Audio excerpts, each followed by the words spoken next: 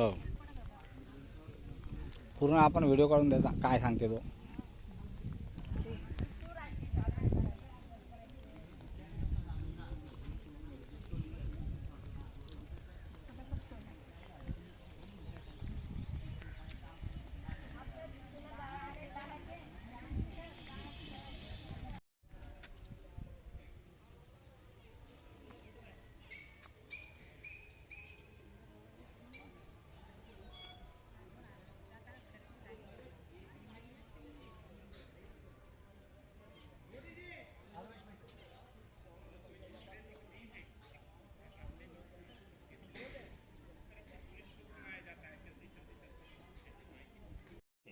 जय भीम, जय भारत।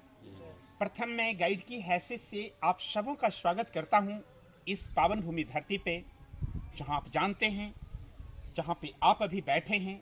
एक समय था कि यहाँ बुद्धा भगवान आए, यहाँ बुद्धा भगवान बैठे थे। बहुत बहुत स्वागत है मैक्सिम जैसे भैया का कि बहुत बारीकी नज़र से अपने लोगों पर ध्यान रखते हैं और अपने ही लोगों को गाइड लेते हैं। गाइड बहुत सारे यहाँ हैं, लेकिन भैया कभी टच नहीं कर सकते, चूंकि कुछ ऐसे भी गाइड हैं जो अपने धर्म के अनुसार हिस्ट्री को भी बदल देते हैं, जैसा भैया अभी चर्चा कर रहे थे। कुछ गाइड ऐसे भी,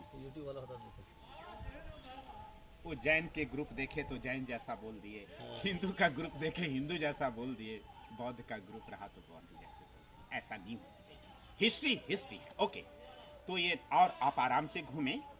भैया ने जल्दी करने के लिए इसलिए कहा कि बहुत बड़ा एरिया है और बहुत चीज घूमना है।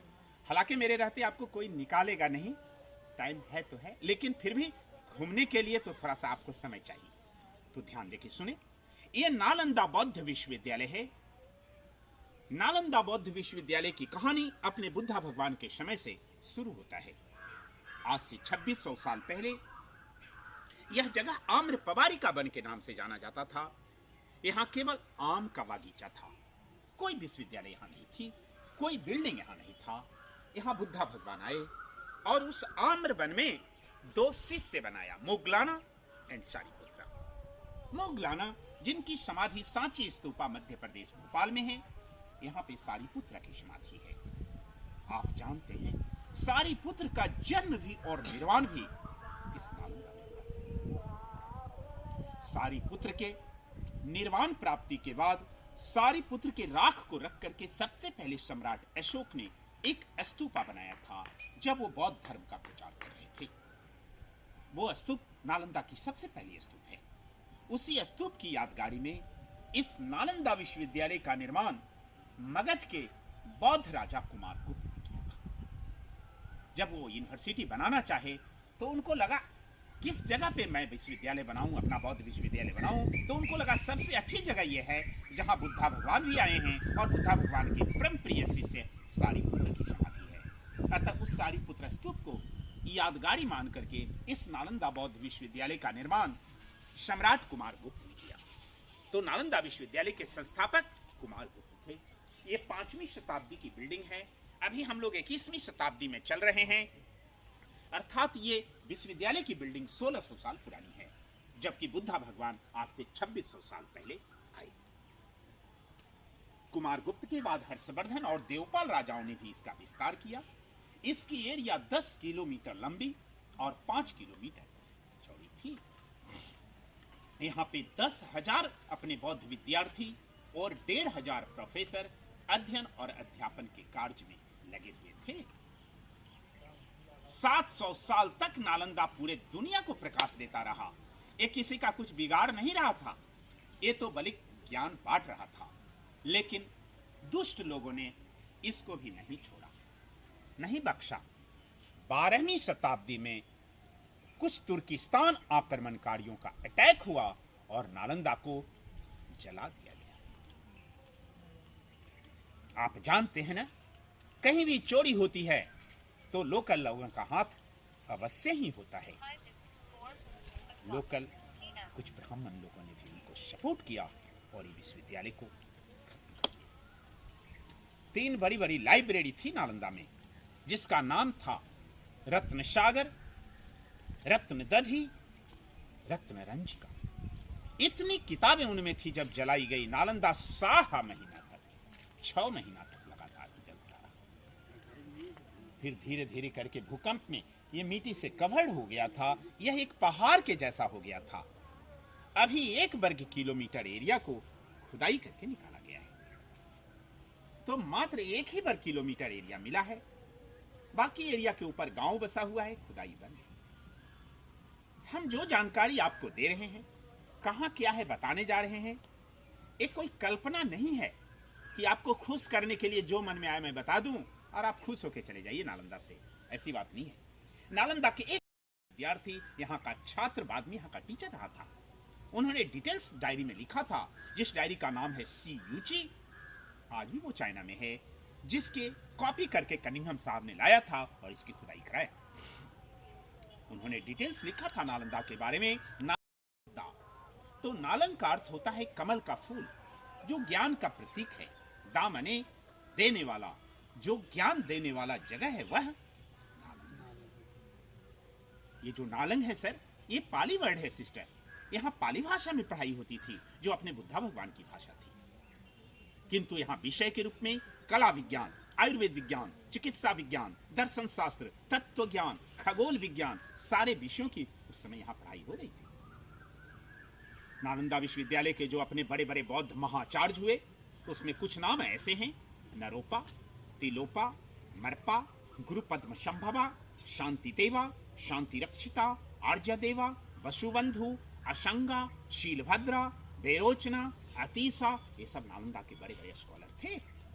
सबसे बड़ी खासियत थी, नालंदा में पढ़ने वालों को कोई फीस नहीं लगता था। यहाँ सारा फ्री एजुकेशन था। जरा सोचिए कितनी गौरव की बात है। आज इतना एडवांस युग होते हुए भी विदेशों में कहीं फ्री शिक्षा की व्यवस्था नहीं है, जो आपने आज से 1600 साल पहले पूरे दुनिया के लोगों को दिया। यहाँ टोटल फ्री शिक्षा था। सारा खर्चा राजा लोग देते थे, राजाओं को गांव वाले दान देते थे, प्लस गांव से जो टैक्स आता था वो राजा इनको दे देते थे, रेवेन्यू जो आता था। लेकिन नालंदा का एडमिशन बड़ा टफ था, तो किसी अच्छे संस्थान के लिए यह बहुत अच्छी बात है। यहाँ 4 बड़े बड़े गेट हुआ करते थे, जिस गेट पे द्वारपाल टेस्ट परीक्षा लेते थे। द्वारपालों के द्वारा पूछे गए प्रश्नों का सही जवाब देने के बाद ही किसी विद्यार्थी का एडमिशन यहाँ होता था।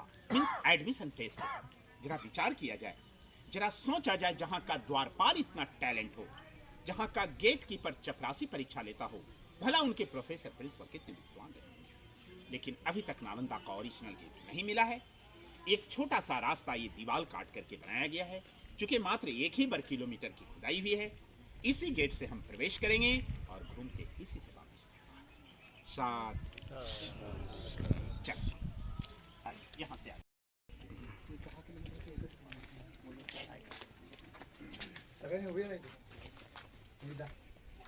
जी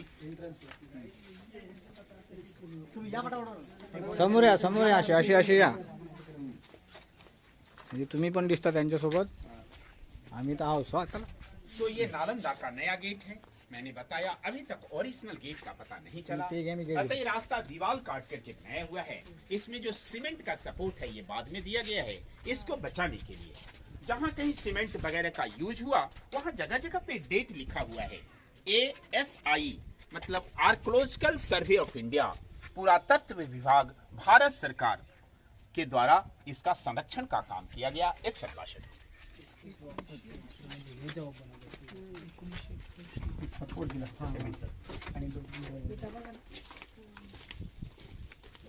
तो सर ये छोटा छोटा गड्ढा, ये गड्ढा नहीं कमरे हैं।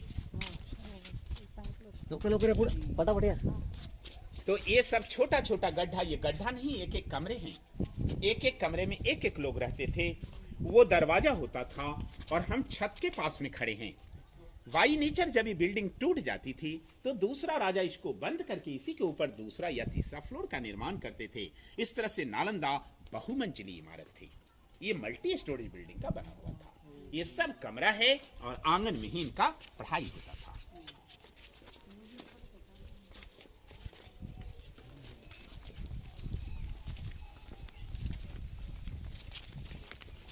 दीवार की मोटाई देखिए जरा, कितना मोटा मोटा दीवार है सर। कम से कम 4 फीट, अधिक से अधिक 12-12 फीट तक चौड़ा इनका दीवार है। जिससे नेचुरल एयर कंडीशन बना होता था। गर्मी के दिनों में ठंडा, ठंडा के दिनों में गर्मी। दूसरा, मजबूती होता था। और तीसरा, देखिए मेरा आवाज इको हो रहा है, रिटर्न हो रहा है। हेलो हेलो हेलो हेलो, मतलब माइक की जरूरत नहीं थी। दूर से ही टीचर यदि पढ़ाते थे तो बच्चे भली भांति उनको सुन पाते थे, है ना? मेरा आवाज गुज रहा है? Echo system. इधर की दीवारें, इधर की दीवारें, ये सब ओरिजिनल दीवारें हैं। ये सीमेंट वाला काम बाद में किया गया है बचाने के लिए।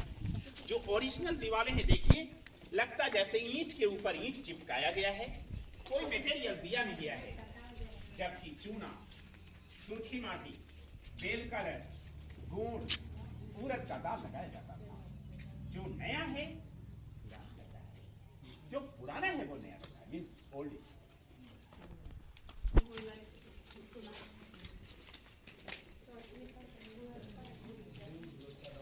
साथ साथ गोष्टी होत्या उडदाची डाळ गुळ चुना बेलाचा रस जी नहीं, रोज काम करने वाला है।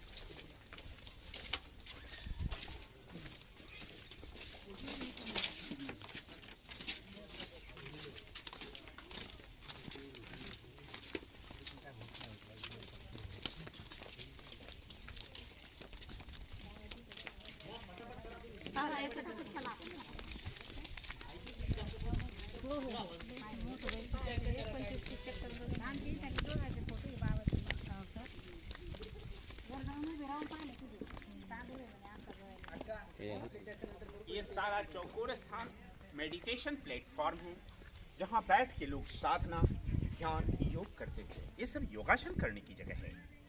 अब हम दो लाइन में बताया खुदाई हुई, तो एक लाइन इन बोर्डों में लिखा गया विहार, बौद्ध विहार, जहाँ लोग रहते, पढ़ते, खाते, पीते थे। और ये दूसरा लाइन है चैत्य, मंदिर, जहाँ लोग पूजा करते थे। उसमें वो सब जो लोहे का रड वगैरह है वो सब बाद में दिया गया है, सब एक एक बौद्ध मंदिर था। इन सभी मंदिरों का सबसे प्रधान मंदिर ये बड़ा वाला है। किताबों में, अखबारों में नालंदा की जो तस्वीर छपती है, यही तस्वीर छपा होता है। और यही है सबसे मेन स्तूपा, शारीपुत्रा स्तूपा। हम लोग वहाँ चलेंगे, पहले एक बौद्ध विहार को घूमते हैं। ये सब ध्यान करने की जगह है।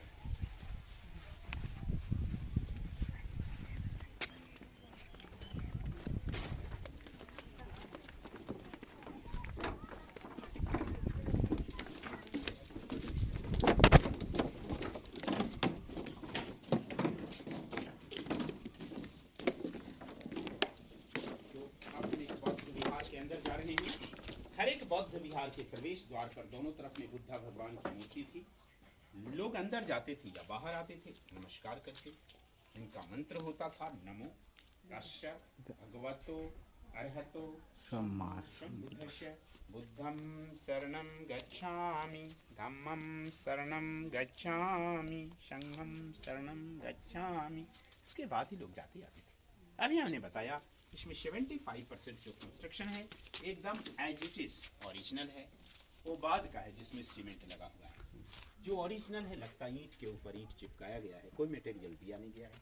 जबकि चूना, सुर्खी माटी, बेल का रस, गुड़ और उड़द की दाल लगाई जाती थी। जो नया है वो पुराना, पुराना है वो नया। ये भी सिमेंट का अभी बनाया है। हा सपोर्ट याच्यामध्ये एंट्री करताना बुद्धम शरणम गच्छामी म्हणा। ये सब ओरिजिनल इनके जलने की दागे हैं जो 6 महीना तक नालंदा जली। जरा सोचिए टेम्परेचर कितना हाई था, ईंट भी पिघल गया सर। ये ईंट पिघला हुआ है। सब में छत था लकड़ी का, वो जला। और इनके जो पेपर्स थे भोजपत्र, ताम्रपत्र के पेपर थे। यही कारण है कि जलने में सर समय लगा और ये ईंट भी इसमें पिघल गया है।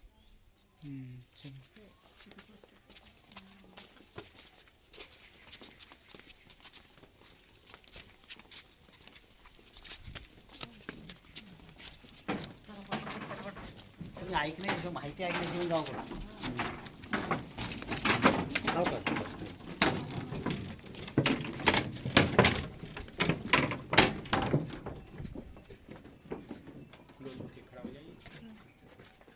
आगे जाइए भाई साहब, और गाइड बताने वाले हैं, वहाँ जाके खड़ा हो।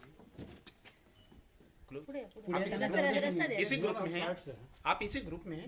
तो आगे जाइए, आगे और गाइड है, वहाँ जाके खड़ा होइए। आपको बोला तो हम अभी आपको बताया था दीवारों की मोटाई होने की वजह से नेचुरल एयर कंडीशन जैसा बना होता था। अभी आप फीलिंग कीजिए, अभी आपको ठंडा महसूस हो रहा है। बनावट इनकी ऐसी थी कि नेचुरल एसी जैसा था। अब हम एक बौद्ध विहार के अंदर आ गए। एक एक बौद्ध विहार में एक एक 100 लोगों की रहने की व्यवस्था थी। एक एक 100 कमरे बने थे जिनके लिए 2 कॉमन बाथरूम होता था। This was use for take bath. Toilet toilet के लिए लोग पहने दिया जाते थे सर। ये दोनों स्नान घर है। यहाँ लोग कुआं से जल ला करके स्नान करते थे। हर आंगन में हम आपको कुआं दिखाएंगे, वहां से जल लाते थे। इनके नाली का सिस्टम देखेंगे। ये ड्रेनेज सिस्टम हड़प्पा मोहनजोदड़ो सभ्यता की जैसा उधर से ढाल बना हुआ है। सीमेंट बाद में दिया गया है। ये 3 इंची से नाली शुरू हुई है, यहाँ आकर के 30 इंची गड्ढा हो गया है।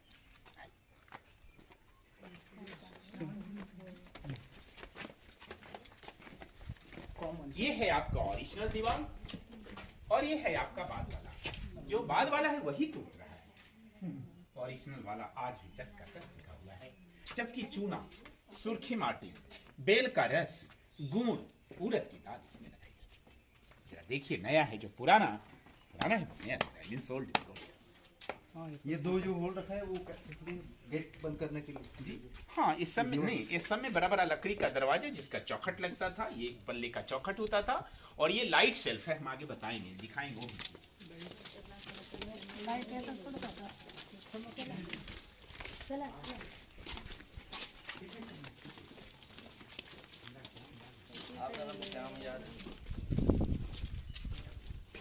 नंबर है ना मेरा? हाँ आपका रखना है, अभी याद कर लीजिएगा। नाम सर।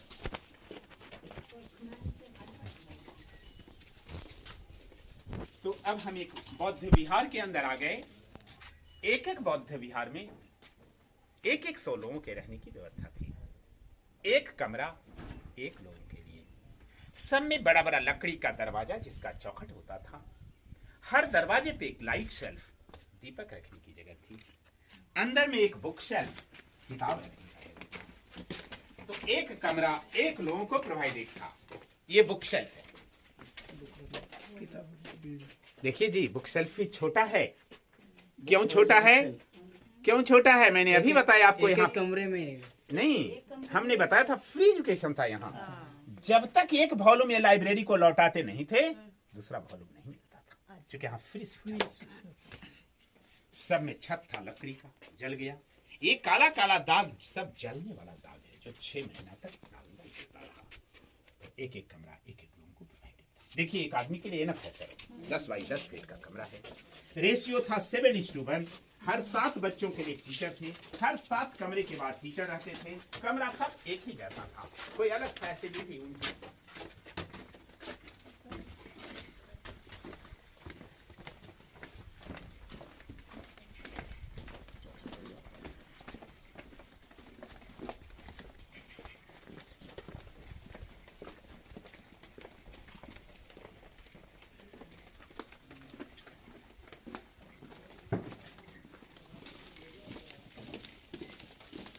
विद्यार्थ्यांमध्ये एक टीचर।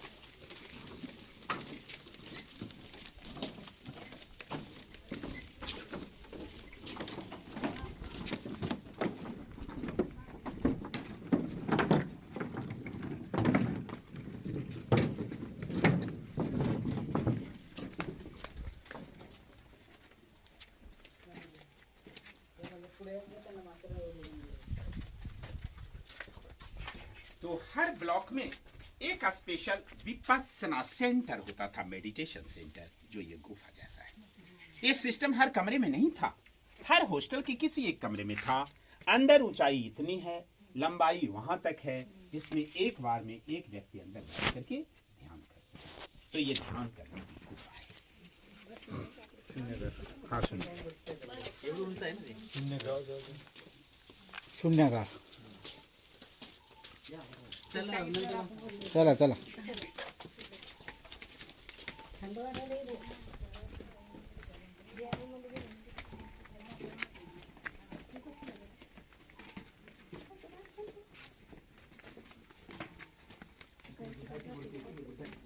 यहाँ पे भगवान बुद्ध का विशाल मूर्ति था। मेडिटेशन के पहले और बाद जाकर के लोग पूजा करते थे। मूर्ति का ओरिजिनल चरण चिन्ह बचा हुआ है। ये हमारा अपना पर्सनल थिंकिंग है, ये बहुत एनर्जेटिक है, आप लोग भी टच कर लीजिए। That is very energetic really. Boot का डाल, चप्पल बूट का डाल।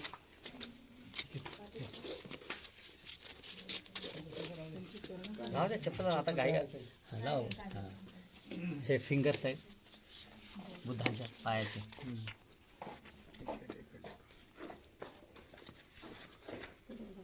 चला घ्या दर्शन घ्या फटाफट. तथागत गौतम बुद्धाचे वेळ नाही, पटापट हे घ्या या. दर्शन घ्या. ते असं ते फिंगर आहेत पायाचे. चला पटापट पटा, जास्त वेळ करू नका. मम्मी इकडून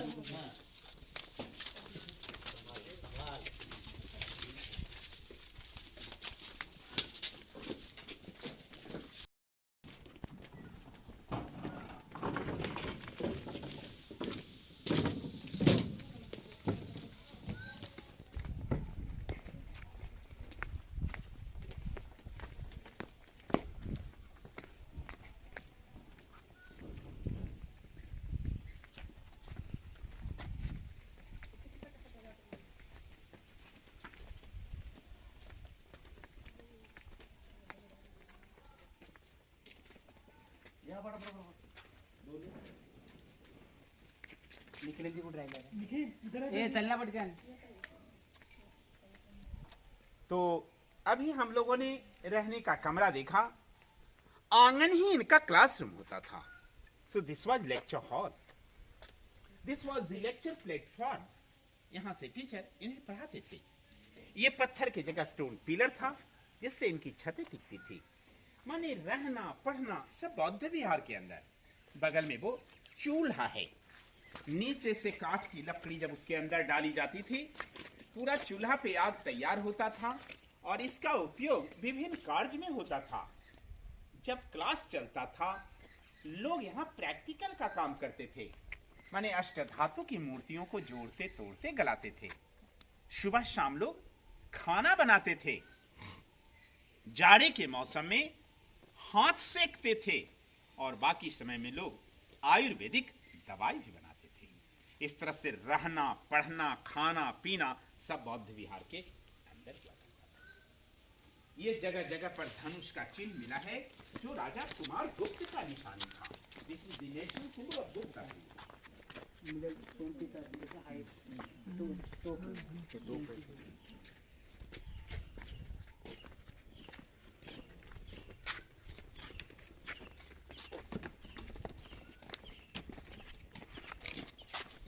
तुम्ही पुढे जा, आमचा मोबाईल बॅटरी डाऊन झाली.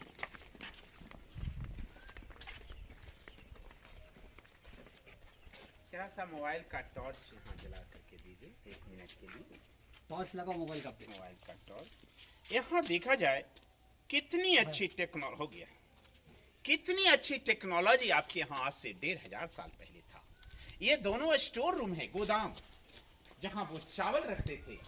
इसके छत की बनावट देखिए, कमानीदार बना हुआ है. आज भी छत ये टिका हुआ है. और वो कुआं था, जल की सुविधा के लिए कोना में कुआं है. कुआं की गहराई 108 फीट थी.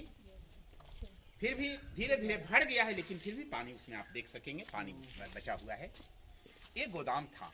अभी भी जहां कुछ हम लोग मेन सामान को रखते हैं, अपने बुद्धा भगवान की मूर्ति लगाते हैं, तो यहाँ बुद्धा भगवान की विशाल मूर्ति थी. इस मूर्ति को लाइटेड करने के लिए उधर भी और इधर भी ये 2 पत्थर लगा हुआ है. देखने के लिए पत्थर साधारण जैसा लग रहा है, लेकिन साधारण नहीं है. You see it is glazing now, it is sparking now. देखिए अभी भी इसमें कितना चमक है, देख रहे हैं ना, कहीं भी देख सकते हैं. देखिए अभी भी इसमें कितनी चमक है पत्थर में.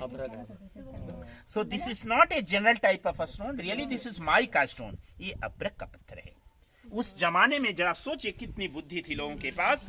यहाँ पे कॉपर प्लेट लगाते थे, ये हर जगह चमक सकता. जब इस पे सूर्य या चंद्र किरणें पड़ती थी तो लाइट सीधा मूर्ति पे रिफ्लेक्शन होता था, जिससे बुद्ध भगवान की मूर्ति चमचम करती थी. कितनी अच्छी टेक्नोलॉजी थी, आप इसका अध्ययन कर सकते हैं. जाइए कुआं और गोदाम का छत देखिए. ऑफ कर लीजिए.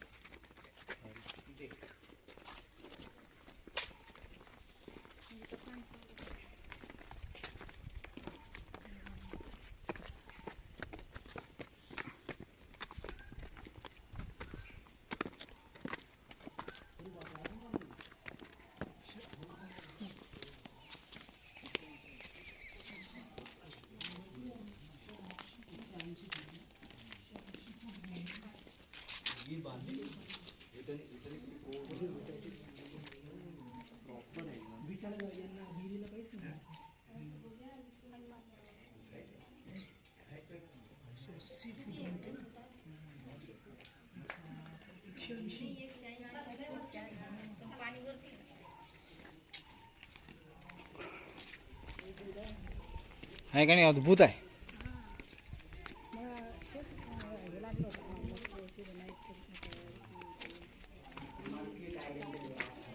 पाणी तर खाली गळणार तरी पाणी कसं जाणार हे धान्य बांधण्यासाठी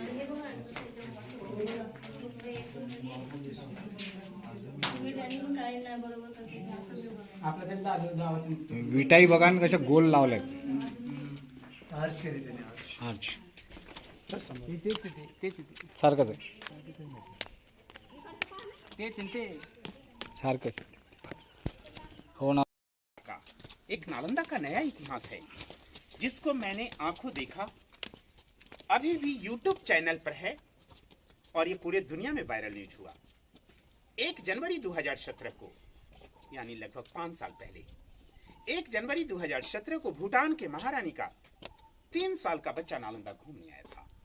really that boy was explaining everything before explanation of guide.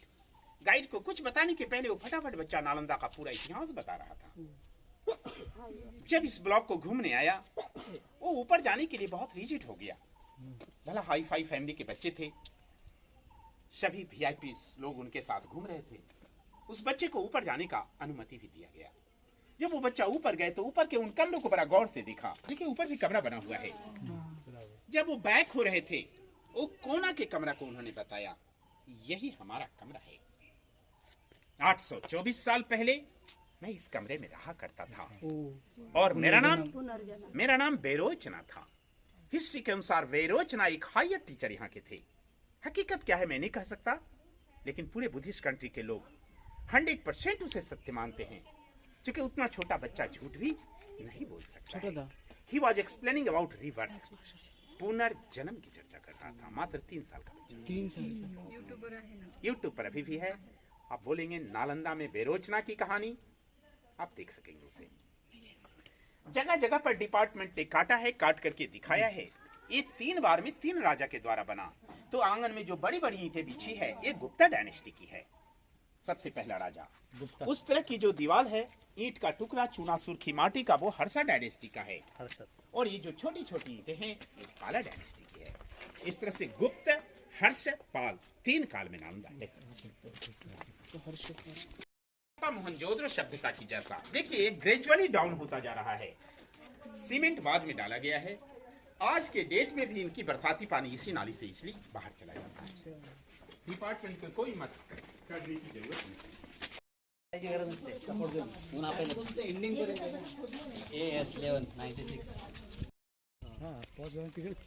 इकडे ना नालंदा विश्वविद्यालय में 3 बड़ी बड़ी लाइब्रेरी थी जो 9 मंजिला था. ये किसी एक लाइब्रेरी पर जाने का रास्ता था जो पूरा जल करके बर्बाद हो गया. यहाँ नीचे की सीढ़ियों को काट करके 3 राजा का निशानी को प्रमाणित किया. 3 बार में बना. वहाँ धनुष के जैसा जो शेप है, वो राजा कुमार गुप्त की निशानी है, जो पहला राजा ने इसको बड़ा ईंटों से बनाया था. जबकि ईंट का टुकड़ा चूना सुर्खी माटी की दीवार दूसरी राजा हर्षवर्धन के समय का है. ऊपर की छोटी ईंटें राजा देवपाल के समय की. ये भी एक छात्रावास जिसका आंगन क्लासरूम था, जैसा हम लोगों ने अंदर देखा. लेकिन भूकंप के कारण यहाँ मैक्सिमम टूट चुका है.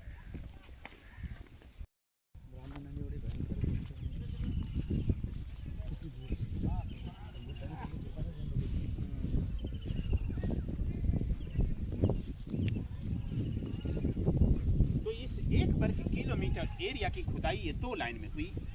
हम जैसा वहाँ एक बौद्ध विहार दिखाया, उधर 11 बौद्ध विहार, सब एक जैसे मिले. टोटल 108 बौद्ध विहार था, अभी 11 मिला है, यानी लगभग 1100 कमरे मिले हैं, क्योंकि हर ब्लॉक में 100 कमरे थे. और हर बौद्ध विहार के सामने ये सब चैत्य है, बौद्ध मंदिर जहाँ लोग पूजा करते थे. वो सबके भी मिट्टी यदि हटाई जाए तो ऐसा मिलेगा. ये नालंदा का मेन स्तूपा है. ये सबसे मेन जगह है जहाँ से विश्वविद्यालय का निर्माण कार्य शुरू हुआ था. मैंने बताया सबसे पहले यहाँ आम का बगीचा था. यहाँ बुद्धा भगवान आए थे. बुद्धा भगवान ने 2 शिष्य बनाया, मोगलाना एंड शारिपुत्र। तो सारिपुत्र का जन्म भी और निर्वाण भी यहाँ हुआ। जिस तरह से समय रहते भगवान बुद्ध ने आनंद को बताया था, अब हमें कुशीनगर प्रस्थान करना चाहिए, हमारे निर्वाण का वक्त आ गया है, उसी तरह से सारिपुत्र ने भगवान बुद्ध को बताया। अब हमें आप माता जी से मिलने का आज्ञा दीजिए, अब मैं अपना घर जाना चाहता हूं, चूंकि मेरे निर्वाण का समय आ चुका है। भगवान बुद्ध ने उनको आदेश दिया और वो अपने माता जी से आके मिले। उनके माता जी का नाम था सारी, सो सारी सन और सारिपुत्र। जब सारिपुत्र का अंत हो गया, निर्वाण हो गया, उनके राख को रख करके सम्राट अशोक ने स्तूपा सबसे पहले बनाया था, जो गोल था। उसके बाद इसी यादगारी में जब जब यूनिवर्सिटी को कुमार गुप्त, हर्षवर्धन, देवपाल राजाओं ने बनाया, ये सीढ़ियों के द्वारा इसको निरंतर ऊपर किया, तो ये अंदर से सॉलिड है। इसके ऊपर में भगवान बुद्ध की बहुत बड़ी मूर्ति थी जो टूट गई है। इनके आसपास 2 तरह का कंस्ट्रक्शन है, बहुत सारा चौकोर है और बहुत सारा इस तरह से गोल गोल गोल गोल है। दूर दूर तक हजारों की संख्या मिला। चौकोर वाला तो ध्यान करने का जगह है, जहां बैठ के लोग साधना करते थे, लेकिन ये गोल गोल वाला बड़ा या छोटा बहुत है, जो समाधि है। जो विद्यार्थी या प्रोफेसर किसी कारणवश यहाँ मर जाते थे, मर जाने के बाद उनके डेड बॉडी को घर भेजना संभव था नहीं, यहीं पे जला के उनके राख को ला करके उनके पोस्ट के हिसाब से बड़ी या छोटी समाधियां बना देते थे।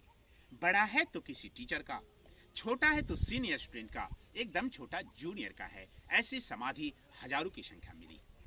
अब ये बिल्डिंग डैमेज हो गया, इसीलिए रेलिंग दिया हुआ है, इसके ऊपर जाना मना है। खुदाई करने के पहले इमारत उसी तरह से दबा हुआ था जहां वो गार्ड खड़ा है। अभी भी खुदाई हो तो मिल सकता है, लेकिन खुदाई का काम बंद है।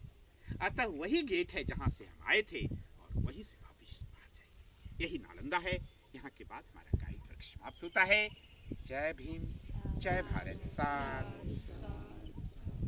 और हमारी कोई सैलरी नहीं है, कुछ हमें वेतन नहीं तुम्हाला मिलता है। जे तुमच्या सहयोग इच्छेने हम- जमेल ते त्यांना दान द्या.